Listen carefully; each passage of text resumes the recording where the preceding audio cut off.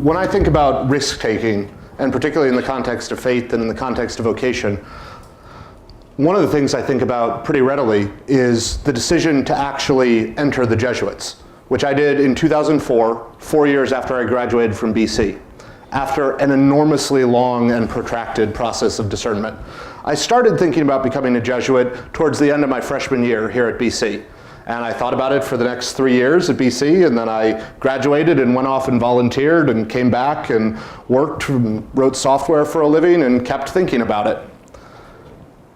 And I was thinking about it for a really long time, not because I was unsure about whether or not it interested me. Clearly, if you think about something for 5 or 6 years, you're interested.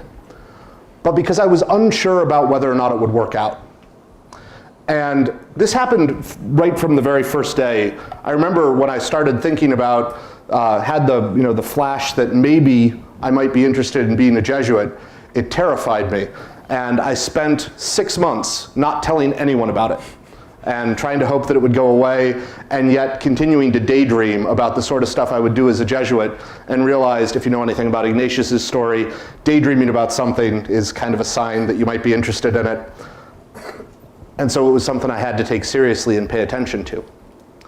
But what eventually led to me pulling the trigger to actually call up the vocation director, start the application, and finally enter the novitiate was when I realized that what I was looking for, what I really wanted God to give me, was an engraved promise that said, if you do this, it will all turn out well. If you do this, it'll work. And I finally got to the point, praying about it and struggling with it for a while, that I was able to say this out loud to God. This is what I want. And God said, no. You don't get any such thing. There are no engraved promises about the future. What you get is the knowledge that this is something you really love, that this is something you see a future in, that this is something other people see a future for you in. And if you want to find out more about it, you have to try.